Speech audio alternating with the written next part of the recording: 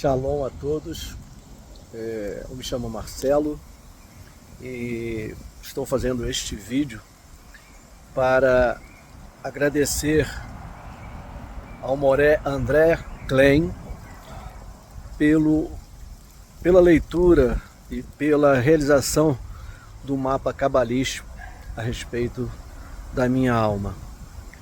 Me trouxe informações preciosas, maravilhosas, informações que estão contribuindo muito para o meu crescimento espiritual. Então, eu sugiro àqueles que, porventura, ainda não realizaram o seu mapa, que o façam, porque é maravilhoso, é uma experiência espiritual sem precedentes. Então, shalom a todos e o meu agradecimento ao Moré André.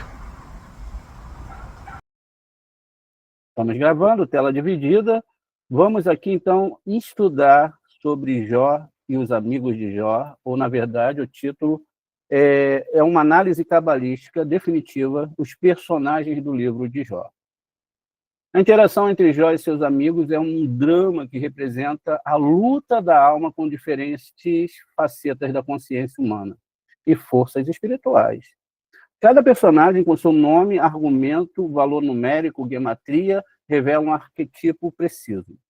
Ele faz o temanita, arquetipo místico e empirista.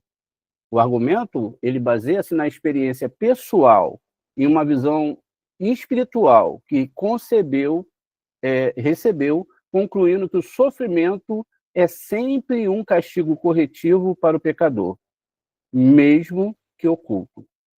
Essa é a análise do primeiro amigo de Iov citado aqui. O segundo, né, continua aqui fazendo uma análise de Elifaz. Elifaz representa a Clipá Nogá, a casca. Veja, ela é brilhante, ela brilha, ela tem uma força ali. Esta é a mais sutil e perigosa das cascas, pois ela contém uma mistura, veja, de verdade e falsidade, que é a questão lá do NT. A visão de Elifaz pode ter sido genuína, mas a sua interpretação foi filtrada pelo ego. Ele representa a arrogância espiritual, o perigo de usar uma experiência mística para julgar o outro, em vez de cultivar a humildade. É a manifestação da própria Sefirá de Gevurá, sem, né, a humanidade de Tiferet, que é a harmonia. A gematria desse nome, 128, a soma dos dígitos 1, 2 e 8, vão gerar um número 11. Um número que na Cabala aponta para um desequilíbrio, um excesso para além da perfeição das 10 Sefirot, frequentemente associada aos poderes da Quisphotes. O número 128 é o dobro de 64. O número 64, não é Din, julgamento. E 64, não é a gematria de Elifaz, portanto, sugere um julgamento duplicado, ou um julgamento desequilibrado, aplicado de forma incorreta. Onde as possibilidades desses contextos espirituais podem acontecer dentro da alma do ser humano. São desequilíbrios emocionais e espirituais em todos os sentidos possíveis. Porque quando Hashem cria o homem, ele cria o homem para que ele tenha e retenha todos esses equilíbrios. E o maior equilíbrio que existe é reconhecer que tudo está sobre o seu poder e o seu comando. O Bildad, o suíta, não é? Ele é o arquetipo do tradicionalismo rígido, ou aquele tradicionalista que é muito rígido com a tradição. O argumento baseia-se na sabedoria dos antepassados e na tradição. Sua lógica, tá vendo? É sempre na sabedoria dos antepassados e somente na tradição. Sua lógica é legalista. Deus é justo, portanto, se há sofrimento, deve haver pecado. Análise cabalística. Bildad representa o perigo da religião quando ela se torna um corpo sem alma. Ela se apega aos levushins, vestimentas da Torá, às leis e tradições externas, mas ela perdeu a luz interior da compaixão. Ele representa a fé que se tornou um sistema de regras fossilizadas, incapaz de lidar com um paradoxo vivo como Jó. A gematria é de 40. 3 mais 30 mais 4 mais 4.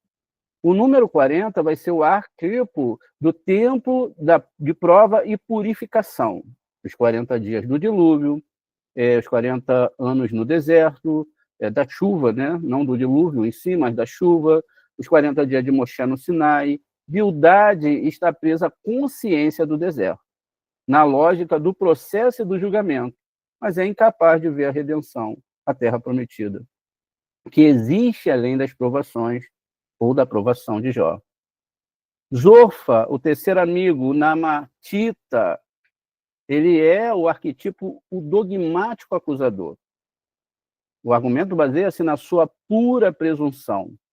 Ele não oferece experiência nem tradição, apenas acusa, direta e brutalmente. Por isso é o amigo mais indelicado e a clipar no lugar, porque tudo isso são forças espirituais, mais brutal que existe, afirmando que a punição de Jó é certamente menor do que os seus pecados, que ele merecia muito mais. Veja, Zofá é a voz mais pura da Sitra Hará, o outro lado. É quando se vê o outro morrer, é quando se deseja matar o outro, é independente de que ele é humano, mas as suas roupas agora representam se você o ama ou não. Isso é essa força de não amar, de não entender que a outra vida é igual à sua vida. Que a outra vida, ela é um ser como você é. E que, diferentemente do que a gente acha, nós estamos aqui porque o Boré quer, todos. E aí começamos a discriminar as pessoas que morrem, que o homossexual morreu de AIDS, é porque era homossexual, é porque não prestava, e não vemos a vida.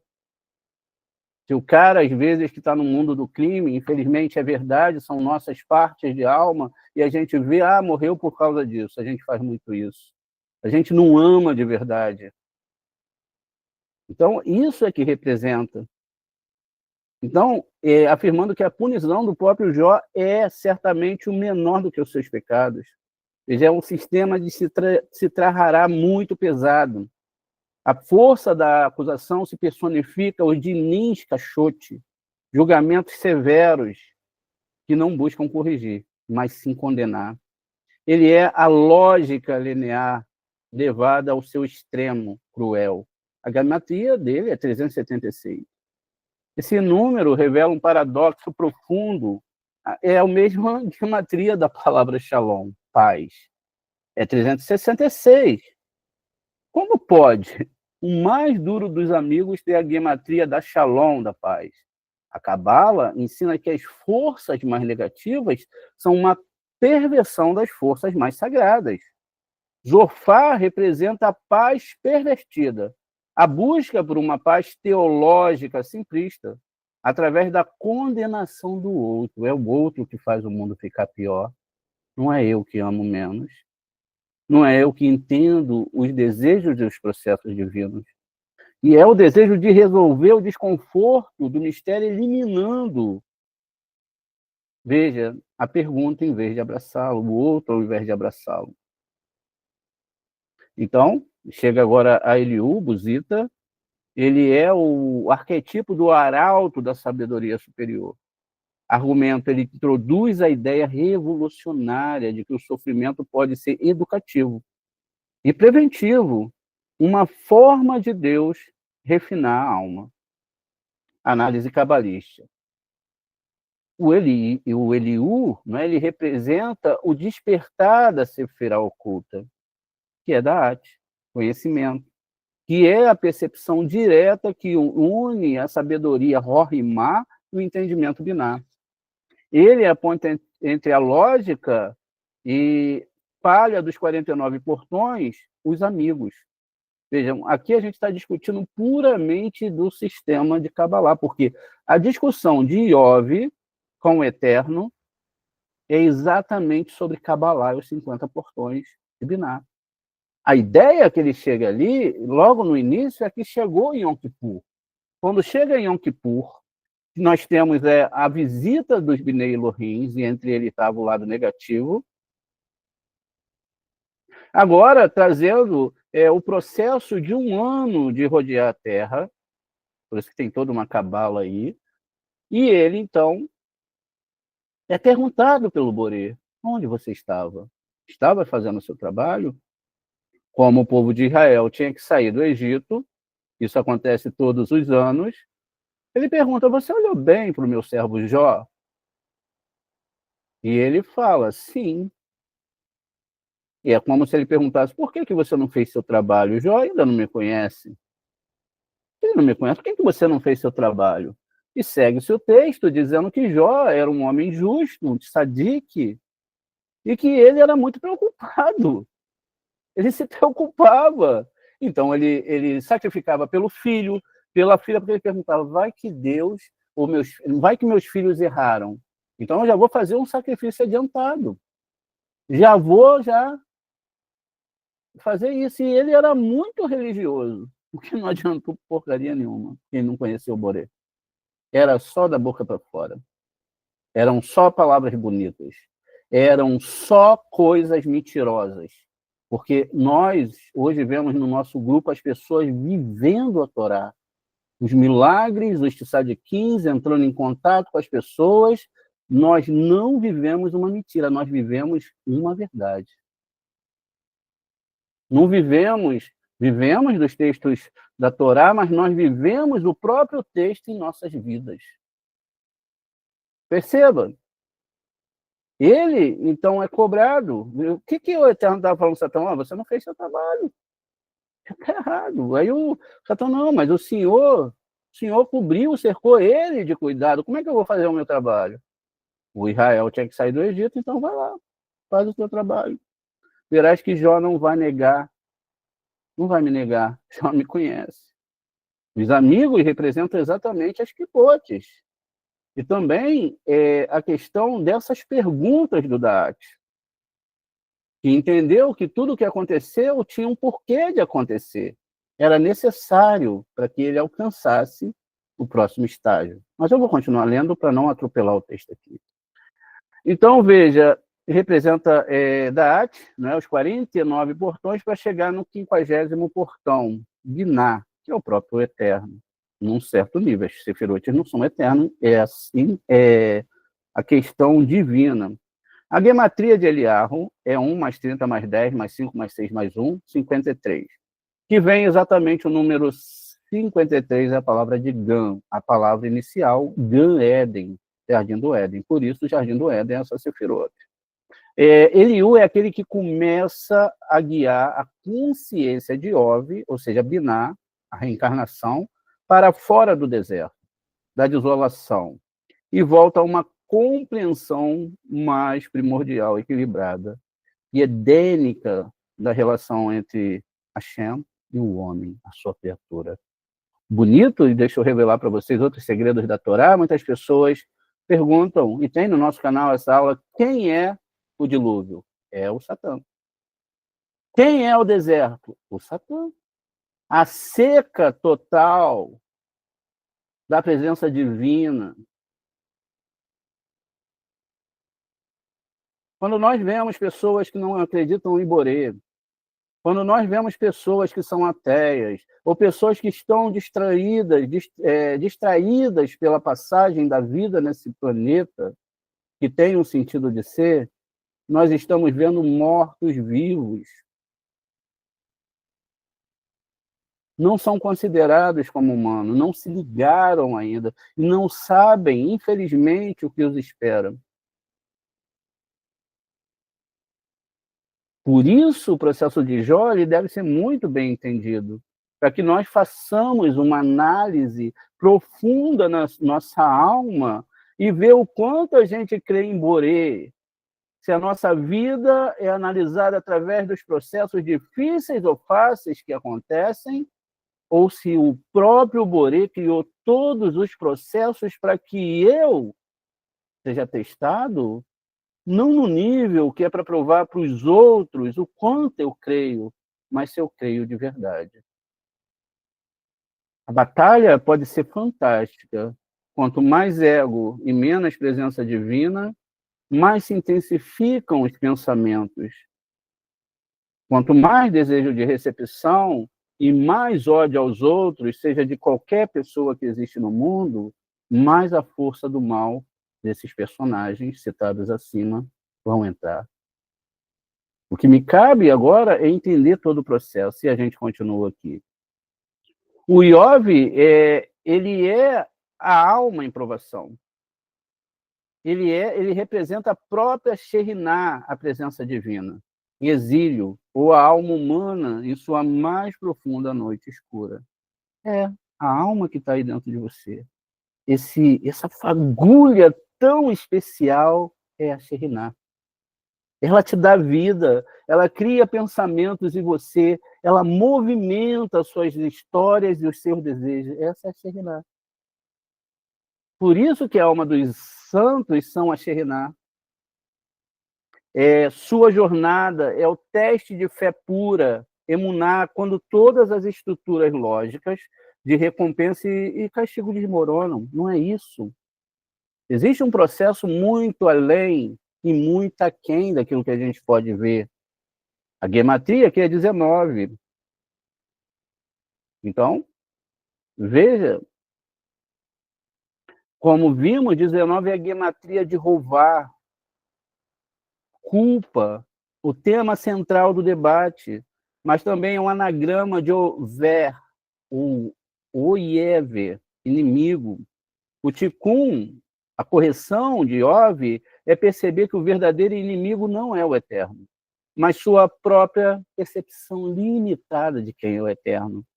Sua cura se completa quando ele ora por seus amigos, quando ele transcende a sua própria dor para se tornar um canal de Hesed, de bondade, para os seus acusadores, retificando assim a energia da inimizade e transformando em amor. Tem muitas pessoas que não sabem de um segredo muito grande. O lado negativo, ainda que perverso, pesado, é o maior pregador do eterno. É ele que converte as pessoas, é ele que leva as pessoas para um estreito onde elas não terão como correr. E é ela mesmo, esse anjo mesmo, que transforma Jacob, que era calcanhar, Israel. Eu não te solto enquanto você não me abençoar, não no sentido literal da bênção, você não me solta e eu não te solto, enquanto você não reconhecer que eu sirvo só um Deus, que eu sirvo só um Elohim, só um Criador de todas as coisas. Eu prefiro chamá-lo de o Criador. Por um verso linguístico, falamos Deus, etc., Elohim. Quando, então, o Yaakov vence a força negativa, que estava ligado a Esav, que logo esperava, com 400 homens, que é a última letra do alfabeto hebraico, a qual divide a doação da recepção, aonde chegamos ao nosso Borê, que é o único que pode transformar a nossa alma, a nossa internalidade, quem nós somos. Então, o anjo, não, agora você não é mais Jacob. Você passou no teste. É o mesmo teste que foi dado para Iov. Preste atenção, faça a ligação. E pode ser o mesmo teste que está sendo feito com você. E nesses momentos que a gente não consegue enxergar as nuvens ou as acusações internas chegam até você, se declare para o Borê. Pare, tu és o meu amor. A tua Torá é a razão da minha vida. Eu não tenho outro mecanismo além de ti. Porque eu reconheço que tudo que existe é nada perante ti. O Senhor é o único que pode mudar. Mas eu também aceito as minhas falhas. Não tem como eu ser melhor do que eu sou, porque o Senhor me construiu assim. Então, eu me deixo cativo da sua vontade, e não reclamo da sua vontade, porque eu sei que o Senhor tem o melhor para mim. Porque quem, além do Pai da minha alma, poderia se preocupar mais comigo? Meu pai e minha mãe são finitos. E talvez, se eles pudessem ver a minha internalidade como o Borê pode ver, talvez não me amassem tanto. Mas ele não. A única coisa que ele exige de mim é estudar a Torá, caminhar. Ainda que com 40 anos no deserto, mas caminhar. Quando o vento vem, quando a areia é forte, quando existem coisas que eu não consigo definir, então eu tenho as armas dos terlins para resolver. Um terlim que eu gosto muito. E você pode ler ele da forma que você quiser. Ele vai trazer, então, a consideração de como você vai entender todo esse processo.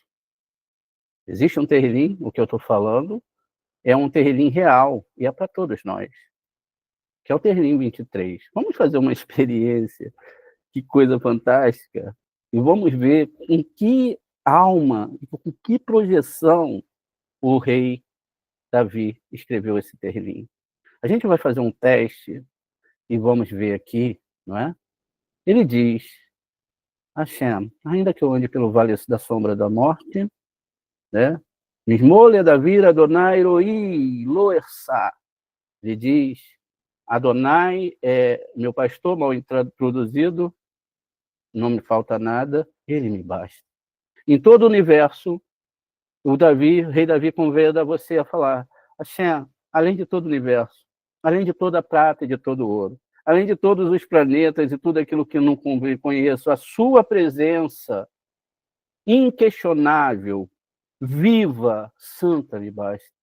Ainda que eu ande nesse mundo que é onde se morre, eu creio em ti. Só o Senhor pode me salvar. Essa é a perspectiva. Eu, ao invés de ler a parte 2, eu pulo para as partes ímpares da 3. Ele renova. Nefeshi eshuvev inerhani be egela tsedek lemaan shemo. Ele renova minha nefesh. Ele me guia por caminhos certos, ou seja, tzadik, caminhos de doação, como convém ao seu nome, da palavra Shemô, que tem Shimé. No 5, continua o Terrilim, dizendo: Kiarer lefnei sheleham, neged sereri da shanetá, bechamem roshi kosi. Você me preparou um churrão, uma mesa, à vista dos meus inimigos, estudos da sua Torá que são deliciosos à minha alma. Você unge a minha cabeça com óleo espiritual, com shemen. A minha bebida é abundante, porque eu bebo diretamente da tua Torá. Minha alma está segura nas tuas mãos, ainda que eu esteja no teste de Iov. E ele continua, agora pulando, né? Chegamos aqui no 6, vamos ler as partes pares do Terrilim. No 2, ele diz: Bine oti dashe irevetsni almi minhoti unahilni. Ele me faz deitar em pastos verdejantes. Ele me leva a uma água em locais de repouso. Então, ele continua, agora no 3, né? A gente lê os ímpares pares agora, olha. Gan, que ele, begit, salimevete, lo, irá, ha, kiata, amadi, cheveterra, umeceaneterra, remá e nerra muni. Embora eu ande por um vale mais profundo de trevas, não terei mal temor algum, pois tu que é o Criador, tu estás comigo. Sua vara, a sua letra Vav, Zerampim, e o teu cajado, que é Zerampim, eles me consolam. Eu tenho certeza que a minha vida não foi criada para qualquer coisa. Eu tenho certeza que o Senhor não vai deixar minha alma se perder no meio daqueles que são escarnecedores da sua Torá, daqueles que atrapalham a evolução das almas, e é um grande crime. E no 6, ele termina exatamente falando: tuve, hesed, iredefuni, kou, imi, hayai, veshabeti, veit Adonai, lioreha e a mim. Somente a bondade e o amor inabalável me seguirão todos os dias da minha vida. Eu habitarei na casa de Hashem por muitos e longos anos. Por quê? O amor e a bondade têm que ser construído. Eu faço a minha parte. O Borê faz a parte dele. Nós temos uma multidão de almas para abraçar. Uma multidão de pessoas para amar. Uma multidão de pessoas para ensinar a Kabbalah. A verdadeira Kabbalah, a verdadeira Torá do Eterno. E temos também a missão de mudarmos hoje, porque não sabemos o que vai ser amanhã. Nem se testes tão profundos como os testes de Iov serão enviados para nós. Então, eu deixo esse shiur com vocês, não vou continuar, vou deixar a próxima parte desses mistérios da Torá. Eu acho que foi o suficiente. O que passar daqui, agora, nesse momento, acho que vai desestabilizar tudo que foi falado até agora. Nós devemos nos abraçar, não com homens, mas com a Torá do Boré. Nos abraçar com pessoas que realmente possam nos ajudar a chegar à verdade da Torá. E só tem uma verdade. Um dos maiores líderes judaicos, ele falou, quando foi levado, né? A gente até estudou, Hillel e Shammai, é uma coisa que eu sempre repito, talvez isso entre muito profundamente. Enquanto ele foi na escola de Shammai e falou, olha, me ensina a Torá enquanto eu estou em uma perna. Shammai, mais rigoroso, ali, a Torá mais escrito, olha, você é louco, o que você pensa que você é? E botou ele aos gritos e empurrões para longe. Shammai, já vindo mais do lado de Hesed, Shammai, perdão, era o lado esquerdo ali, né, era Gevurah, já Hillel, é feita a mesma proposta para ele. Mestre, você consegue me ensinar a Torá enquanto eu estou sobre uma perna só? Veja que isso é uma metáfora. Lógico, meu querido.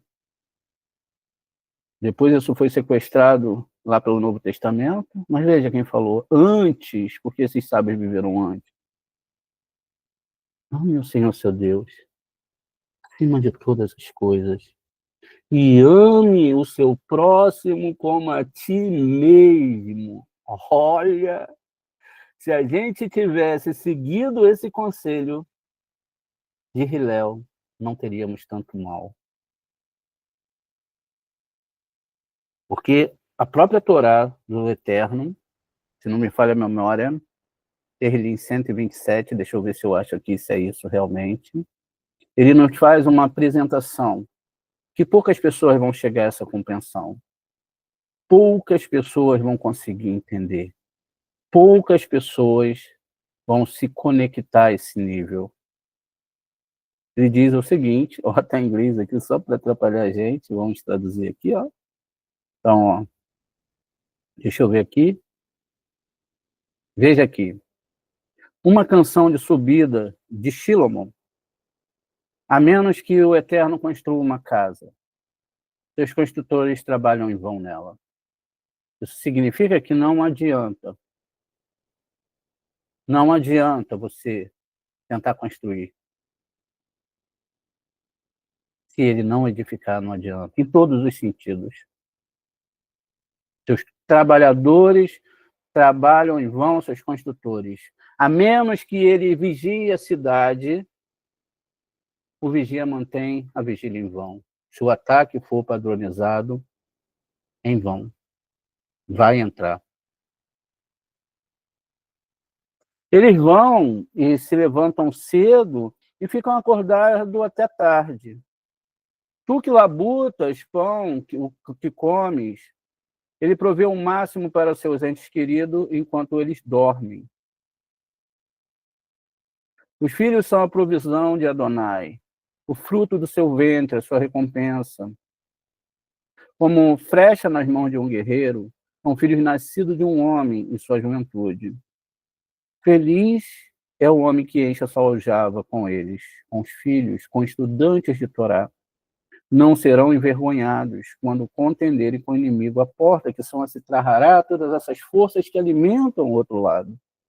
O outro terrelim que eu ia ler e não achei, diz o seguinte: uns fazem menção de carro de guerra, de cavalos, outros de armas e carros de guerra.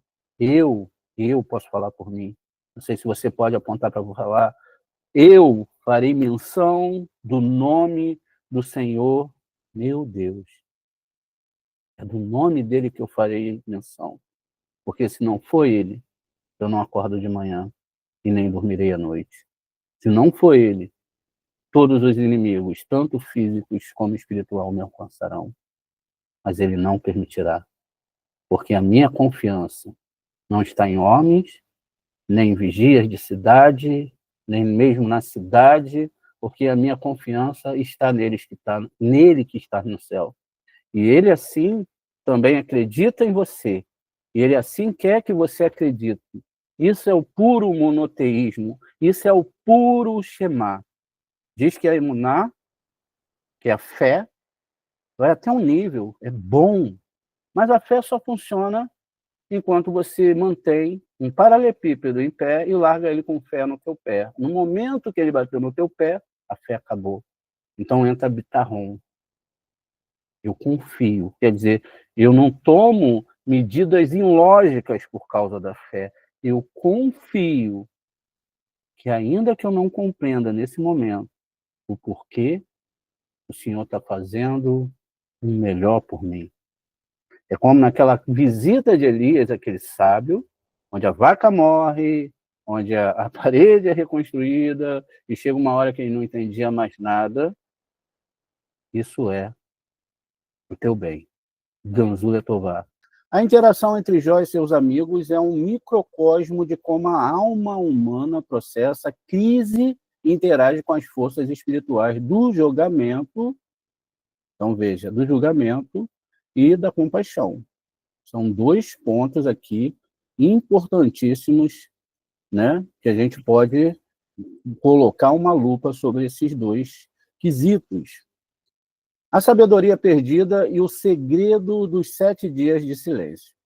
A ação mais elevada dos amigos, no início, eles se sentam em silêncio por 7 dias. Na Cabala, O silêncio, que é chamado de chitikar, não é uma ausência, mas uma presença potente. É uma criação de um espaço sagrado para Shekhinah. Calamos a boca, calamos o corpo e ficamos em silêncio. Que está em luto, se manifesta nesse silêncio e eles praticam a compaixão diviná, que é entendimento, sentindo o mistério sem a necessidade de explicá-lo. O erro fatal acontece quando eles quebram o silêncio para responder. Aqui acontece o erro fatal. E a Jó. Nesse momento, eles abandonam a sabedoria do coração e entram no labirinto da mente, tentando usar a lógica de Rohimá, sabedoria, sem equilíbrio do entendimento compassivo, que é Biná. Os amigos como sombra, a batalha dos níveis da alma. Uma leitura mais profunda sugere que os amigos são personificações das dúvidas, que batalham nos níveis inferiores da alma de Jó. A alma superior de Jó, sua Neshama, permanece conectada a Shem, está lá de todos, recusando-se a blasfemar e mantendo a fé no mistério.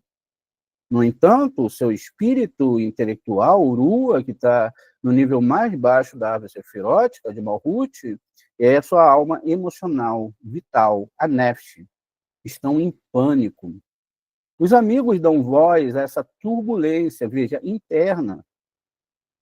Eles são as projeções do Urua, tentando encontrar uma falha lógica. E do Nefesh, amedrontado, buscando uma causa para a dor. O debate de Jó com eles é, na verdade, sua própria batalha interna, para subjugar a lógica do ego e as emoções do medo, para que a pura emuná, a fé de sua Neshama, possa prevalecer. A falha ética, a negação de julgar favoravelmente.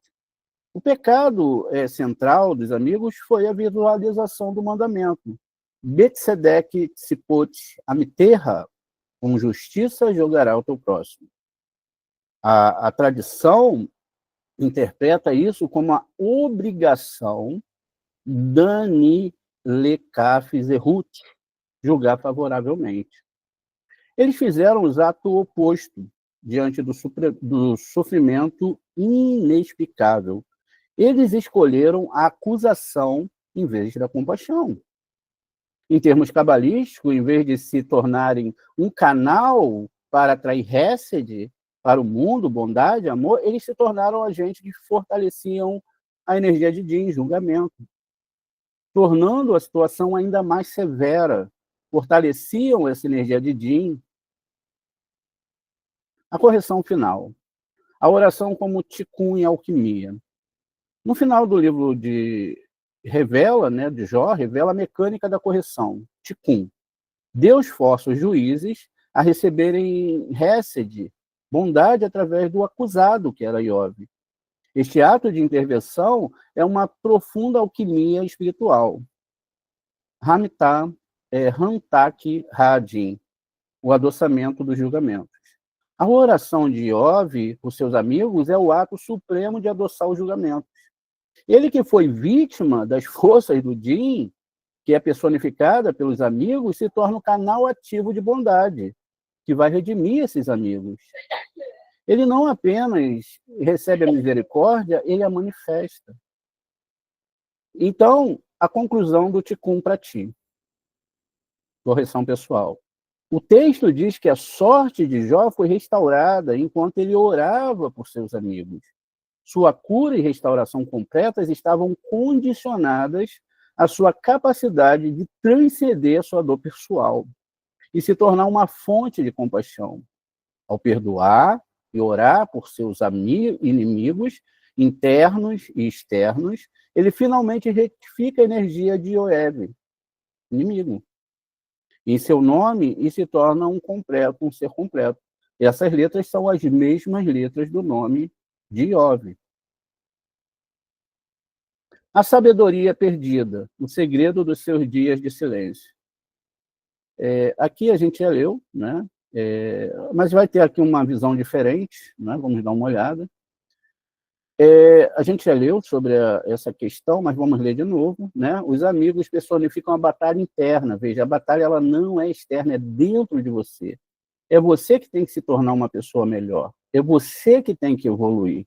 E a sua evolução ajuda todo o universo, trazendo mais luz e ajudando a internalidade de outras pessoas. A sua alma superior, Neshama, mantém a emuná, enquanto seu espírito intelectual, o Ruha, que está no nível intermediário da árvore sefirótica, com as 6 sefirotes, e a sua alma emocional, que é Nefesh, o nível mais baixo, entram em pânico. Os argumentos dos amigos são vozes do Rua e do Nefesh de Jó, que ele precisa confrontar e transcender. Isso acontece com todos.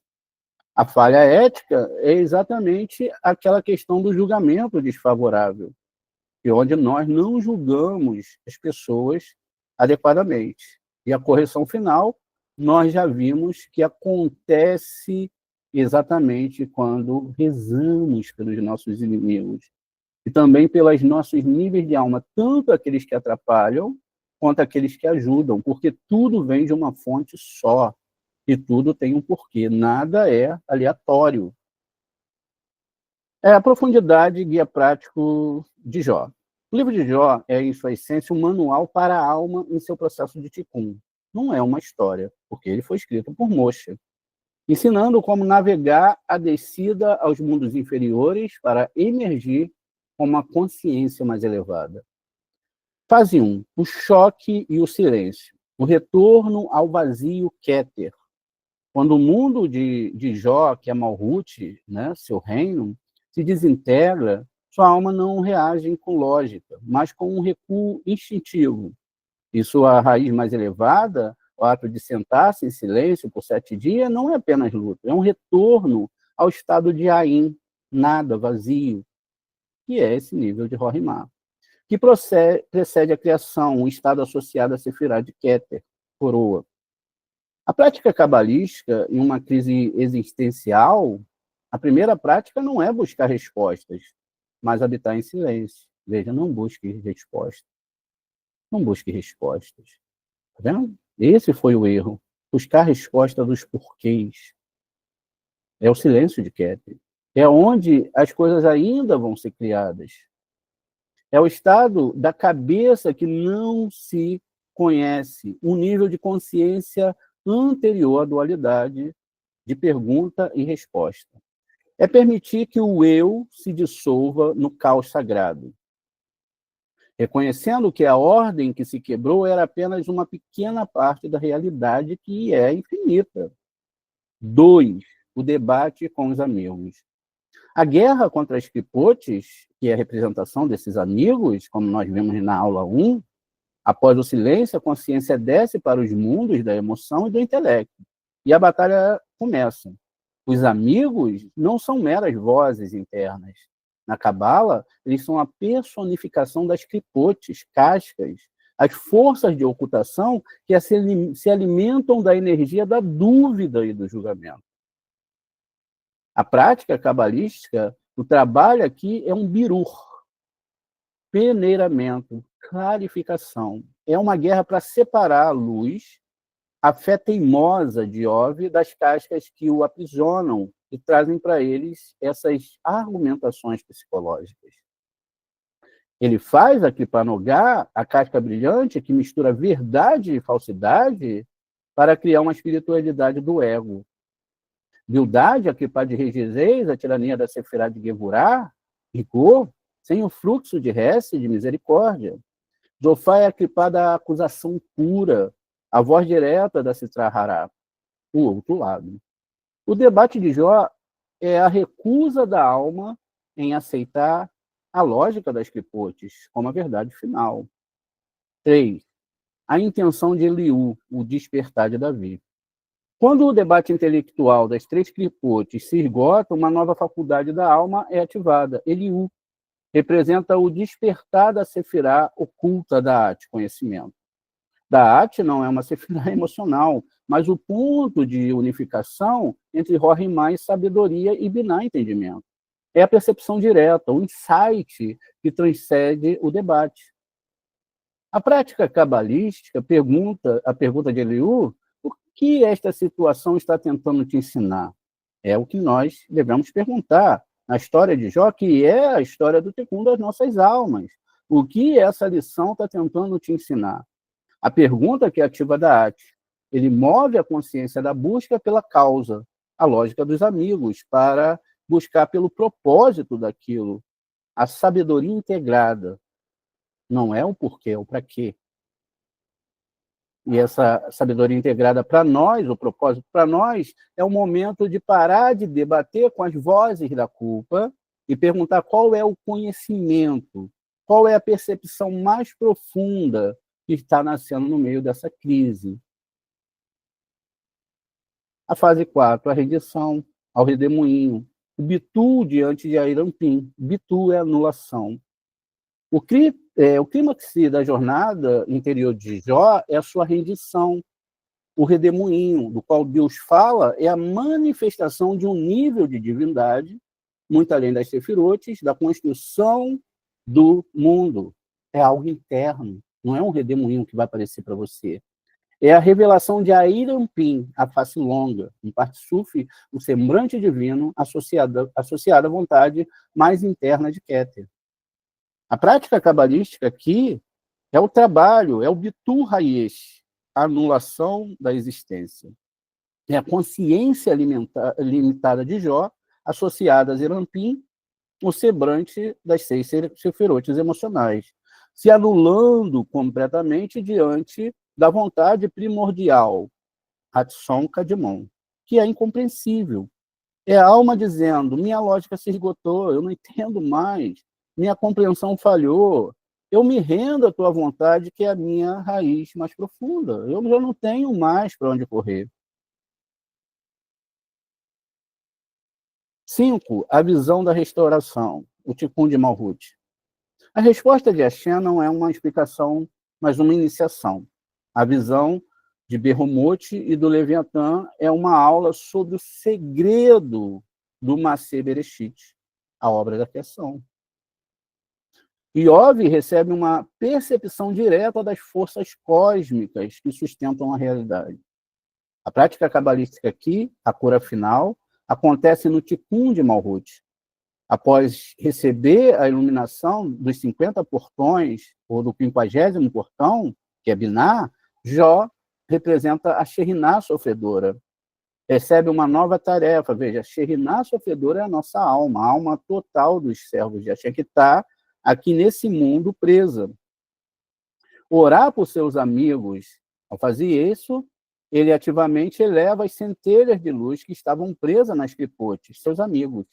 Ele deixa de ser a vítima do julgamento e se torna um sacerdote da reconciliação. Sua restauração material é apenas o reflexo externo, de sua restauração interna. Ele se tornou um parceiro ativo na cura e na reunificação da criação.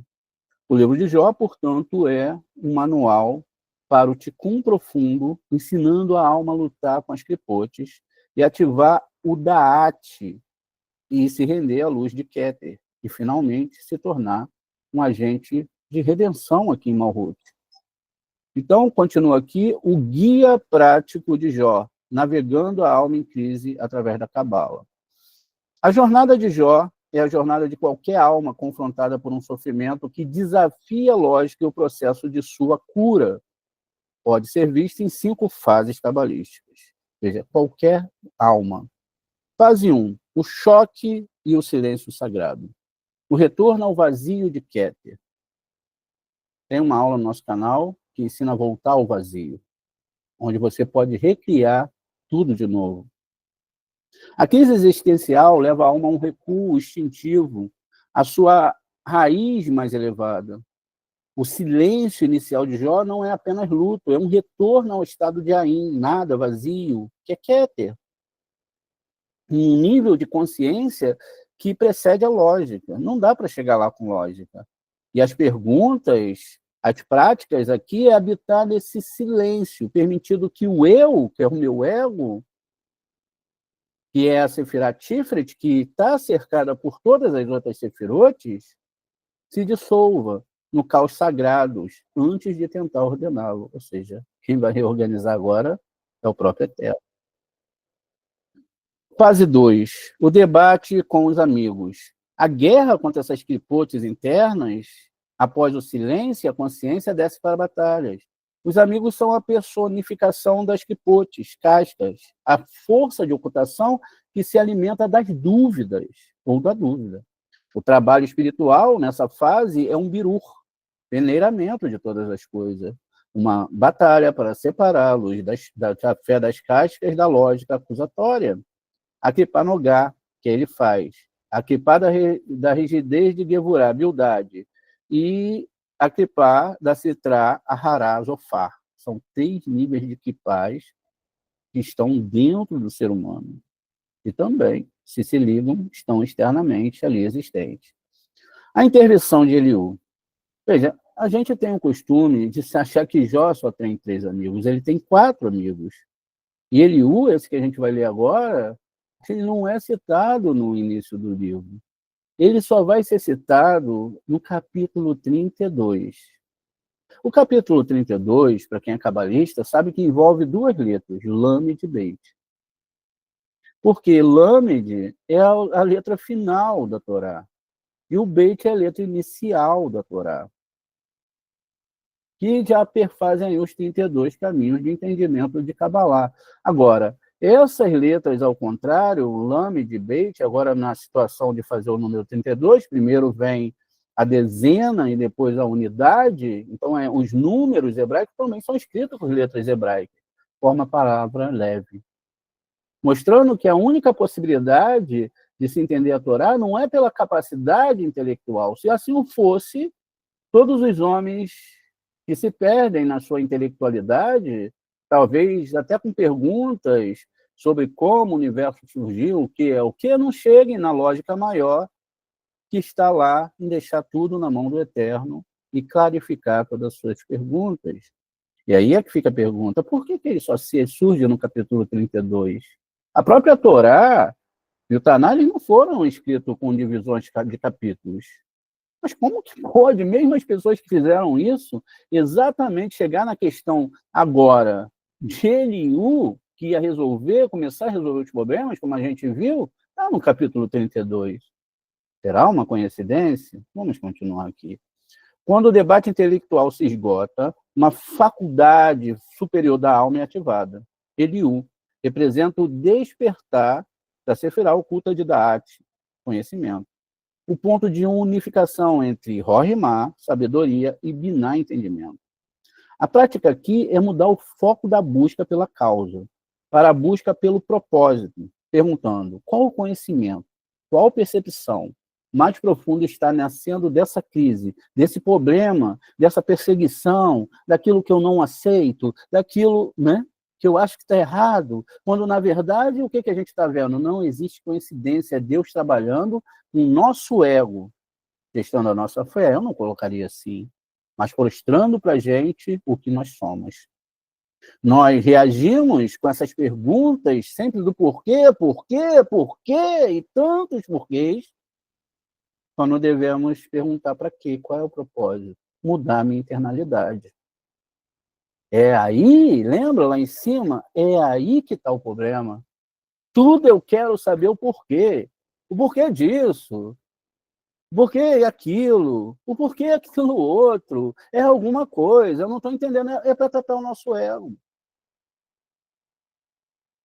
É para isso. Para que nós cheguemos à exaustão intelectual e cheguemos naquele nível. Eu não entendo mais nada, não. Eu estou deixando e estou aceitando tudo que o senhor mandar, porque tudo tem um propósito. Sai-se da questão de achar que tem alguma coisa fora da vontade divina. Então, eu vejo nesses inimigos, nessas pessoas, etc., uma fonte para me tirar um entendimento maior para a minha vida. Sejam amigos, esses inimigos internos, sejam também os inimigos humanos. Então, eu começo a compreender e me desviar dessa argumentação. E também saio daquele velho problema que nós temos, não, agora eu sirvo a Deus, nada pode acontecer, Sou a menina dos olhos do Eterno, sou isso, sou aquilo, porque eu estou servindo o Eterno e nada pode acontecer. Não é assim que funciona. É o espelhamento do seu próprio eu. 4. A redenção ao redemoinho, o Bitu diante de Airampim. O clímax da jornada interior é a redenção, o redemoinho. É uma manifestação de um nível de divindade associada à vontade mais interna de Keter, o Airampim, a face longa. A prática aqui é o Bitul Hayesh, anulação da existência. É a consciência limitada se anulando completamente diante da vontade primordial, dizendo: minha lógica se esgotou, eu me rendo à tua vontade, que é a minha raiz, que é a minha raiz mais profunda. A visão da restauração, o Tikkun de Malhut. A resposta de Hashem não é uma explicação, mas uma iniciação nos segredos da criação, da Kabbalah. A cura de Iov acontece quando ele recebe a tarefa de rezar. Foi o Eterno que falou para ele: reze pelos seus amigos, realizando o Tikkun de Malhut. Ele representando a Shekhinah, veja, a sofredora.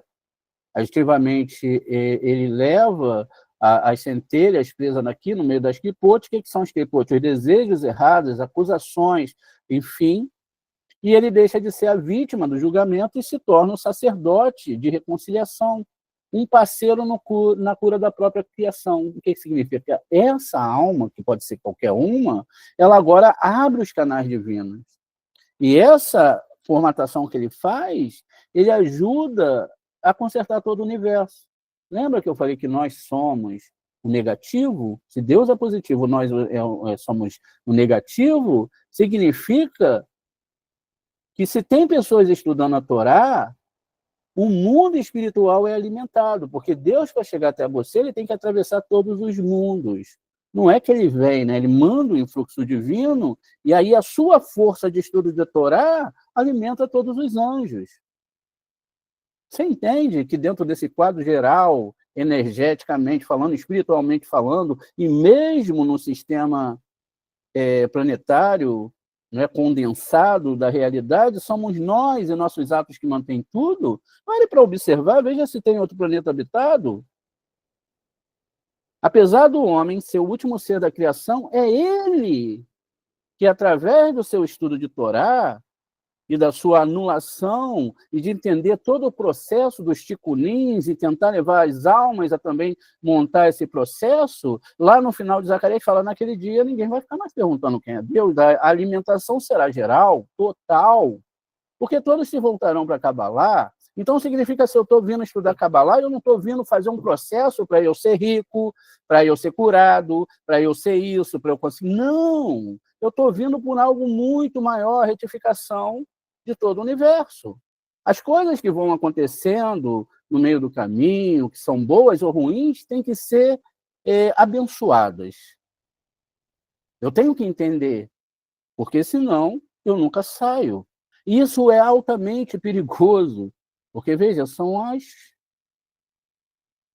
forças da luta, da guerra, da dúvida. O futuro é incerto quando você pensa muito no futuro. O futuro, ele é um ser não gerado ainda.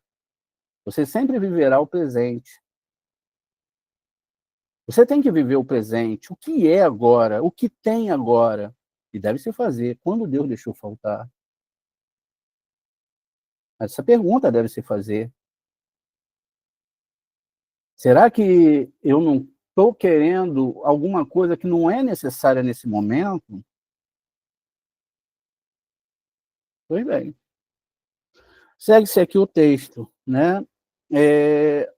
Aqui eu vou fazer um fechamento, são 16h52, vai falar muito de gematria e etc. A gente já viu isso mais acima, e depois a gente pode voltar aqui a ver algumas questões, né?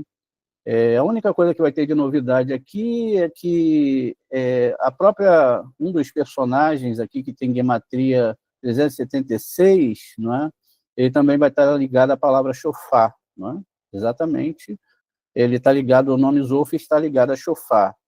Lógico que não gematricamente, né? Mas vem dessa palavra, inclusive a questão aqui se liga a isso. Para a gente fazer uma síntese aqui, o nome Iov tem gematria 19, que é o mesmo número gemátrico de Rava. Rava, que é Biná, está do lado de Keter. Veja, a própria questão da Shekhinah em Biná, que define as vidas e os tikuns no nosso mundo, os tikunins, o julgamento, vendo que Biná está acima de Gevurá. Ela que dá a ordem para Gevurá, para fazer com que as coisas aconteçam, os testes internos aconteçam. A palavra dúvida é exatamente o final, né, se me falha a memória aqui, o final do nome de Balaque, não é? E Bilam, que vão formar, na verdade, perdão, o final do nome dele forma o nome Amaleque. Amaleque. Quando Shaul é mandado que extermine Amaleque, não estava se mandando ele matar ninguém. E quando Deus manda destruir as 7 nações pecadoras, ele não estava mandando matar ninguém. O que ele estava falando é exatamente sobre a dúvida. Porque todas essas questões que acontecem na nossa vida são geradas por dúvidas. Porque se tivéssemos certeza, a gente já saía flutuando aqui, já ia para o Lan Rabá. Então, existem dúvidas e camadas de dúvidas, principalmente sobre o estudo da Torá. A palavra Amaleque vai ter a mesma gematria da palavra Safek, que aí sim é dúvida. Perceba, então, que a própria palavra shofar envolvida e etc., o livro de Jó, que começa exatamente na história de Yom Kippur. E a palavra shofar se encaixa aqui porque é em Yom Kippur que se toca o shofar. O Yom Kippur, ele não é só um tempo estacionado, não é só um dia para ficar triste, chorando, e etc. E é proibido fazer jejum. Você sabia disso, Maria César? Que é proibido fazer jejum? Você sabia disso? Vocês que estão aí na aula, vocês sabiam que é proibido fazer jejum? Sabia. Não pode causar mal ao corpo. Então, não pode fazer mal ao corpo. Não pode ferir o corpo. Vamos entender isso aqui, então. Vamos, para não ficar uma coisa só assim, para a gente relembrar que os novos alunos chegaram agora. Esse pessoal muito religioso, né, que quer ficar acendendo vela, quer botar quipá, quer se vestir de judeu, quer etc., quer imitar os ritos judaicos. Vamos ver o que um dos maiores, né, profetas da Torá diz. Isaías 58. Chore com garganta amarga, com a garganta cheia, sem restrições. Pode chorar. Levante a sua voz como um chifre de carneiro. Veja, um sofá. Declare ao meu povo a sua transgressão, a casa de Jacó o seu pecado. Chore mesmo. E ele continua. Com certeza, eles me buscam diariamente. Veja, eles buscavam o Eterno diariamente, ansiosos para aprender os meus caminhos, a minha Torá. Como uma nação que faz o que é certo, que não abandona a Torá do Senhor Eterno, eles me pedem o caminho certo. Estão ali rezando, me pedem o caminho certo. Eles estão ansiosos pela proximidade com a Hashem. Porque quando jejuamos, você não viu, meu Deus. Quando nós passamos fome em nosso corpo, você não prestou atenção. Porque no dia de jejum, veja, no Yom Kippur, você não... aqui é a resposta, já, perdão, né? Teve ali um ponto de interrogação, aí vem a resposta do Eterno. Porque no seu dia de jejum, você cuida do seu negócio. Você está preocupado com as suas coisas, você está pedindo perdão, que não tem nada a ver com o Yom Kippur da Torá, pelos seus negócios, por você. Você está interessado se vai morrer, se vai viver, se seus negócios vão bem. Vocês estão pensando que isso aqui é o quê, cara? Né? Você está pensando que isso aqui é o quê? Isso é Torá, isso é para a alma. E oprimir todos os seus trabalhadores, inclusive os internos e externos. Porque jejuais em contendas, vivem discutindo, brigando, e contendas, fazendo lashon hará, não conhecendo o verdadeiro caminho da justiça, porque tzadik, tzedakah tem a ver com justiça, doação, não tem nada a ver com você matar o outro, punir o outro, falar mal do outro. Veja, para quê? Por que você me ataca com um punho perverso? Ele ainda fala aqui. Seu jejum hoje não é tal como para fazer ouvir a sua voz no alto? Não é para isso? Pelos seus interesses pessoais? Não é como o interesse de Ove, que no final acaba rezando por os seus amigos? É esse o jejum que eu desejo? Um dia para as pessoas morrerem de fome? É isso que eu estou pedindo para você? Inclinar a cabeça, veja aquela mania de ficar que nem junco para frente e para trás, e também deitar em sacos de cinza, fazer um maior teatro. Você chama isso de jejum? Um dia favorável ao eterno? Não, não, não. Esse não é o jejum que eu desejo. O desejo que eu tenho é destravar os grilhões da maldade, o mau entendimento da Torá, a falta de amor e conexão entre a humanidade. É desatar as cordas do jugo para deixar os oprimidos livres, aqueles que precisam livres, para quebrar todo o jugo. É esse que eu desejo. É repartir o teu pão com o faminto, a tua Torá com aquele que não pode pagar, ao qual as pessoas cobram muito dinheiro por uma coisa que é gratuita, é para toda a alma. É para levar os pobres o quê? A misericórdia, miseráveis. Quem são os pobres? Somos todos nós. A gente viu naquela alma o que é o pobre. Nós somos pobres. Além dessa vida aqui, se não se ligar ao eterno, você tem o quê? Quando fechar os seus olhos, você tem o quê? Eu tenho o quê? Se não nos apegarmos com toda a força Torá. Pobres. Rico é o eterno, porque ele é dono de tudo. Quando vires, né, os nus para os vestires de roupas celestiais de Torá, de Cabalá e etc., e também pode ser de roupa normal, né? A gente pode ajudar em todos os ambientes, em todos os quesitos, e não ignorar os seus próprios parentes, porque tem gente que faz isso também, jejua, brigado com o parente, com raiva de um, etc. Tem. Então, sua luz irromperá só assim, como o amanhecer, e a tua cura brota depressa, seu vindicador marchará diante de você, e a presença de Adonai será a tua retaguarda. Está vendo? Seu inimigo está na sua frente, a Shem está atrás de você, quer dizer, o seu defensor está na sua frente, atrás também, como aconteceu quando Israel caminhava, né? A nuvem ia na frente defendendo do sol, e à noite as colunas de fogo. Aí sim, quando você aprender Cabalá, aprender tudo aquilo que a gente falou de Jó, quando você chamar, Shem, ele responderá. Quando você chorar de verdade, como Jó chorou, Deus dirá, eis-me aqui. Quando você me buscar de todo o coração, a palavra leve, novamente, entender a Torá, buscar a Torá, e você falar, eis-me aqui, se você banir meu jugo do meio de vós, a mão ameaçadora e a linguagem maligna.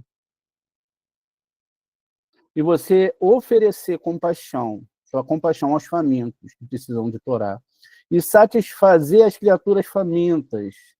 Então a tua luz brilhará nas trevas, e a vossa escuridão será como o meio-dia. Pare para pensar nisso. Então,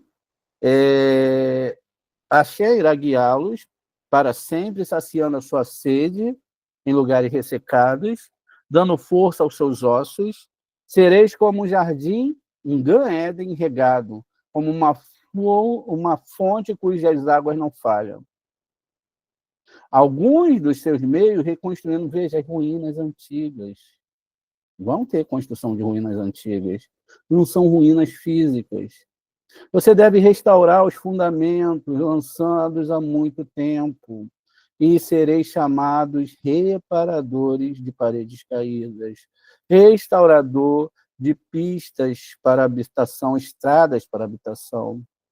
Se você se abstém de pisotear o sábado, o nível de Shabat, o 7º nível de Biná, de perseguir com seus negócios no meu dia santo, querer ir para o mundo espiritual buscar, pedir isso, pedir. Se você chamar o sábado de deleite, ou seja, esse ticum que você tem que fazer, então você será chamado de honrado. E se você honrá-lo e não seguir seus caminhos, nem olhe para os seus negócios, né? Se você honrar e deixar de seguir os seus caminhos, nem olhe para os seus negócios, não bote negócios dentro da Torá, nem fazer barganhas com o Eterno. Né? Então você pode procurar o favor de Adonai. Eu o colocarei nas alturas da terra, veja, em cima de tudo, e o deixarei desfrutar da herança de seu pai Jacó. Isso falou a boca de Adonai. Veja, quem falou foi Davar, né? Ki Adonai Davar. Quem falou foi o Eterno, não foi o Moré André. Veja, parece-me que lá atrás já tinha uma questão de se fazer jejum erradamente, machucar o corpo, usar a Torá de forma não entendida. Mas, Moré, está na Torá escrito que, como é que é? Machucareis, não é machucareis, eu esqueci a palavra agora, o seu corpo não, está escrito nefesh. O que tem a ver nefesh com corpo? Afligir o corpo. Afligir o corpo. Não é corpo, é nefesh. Botar o corpo lá não é corpo, é nefesh. É você começar essas guerras internas para entender que tudo vem da mão do Boré. Lutar para mudar a sua internalidade, mudando a internalidade, tudo vai se mudar, tudo vai mudar em sua volta.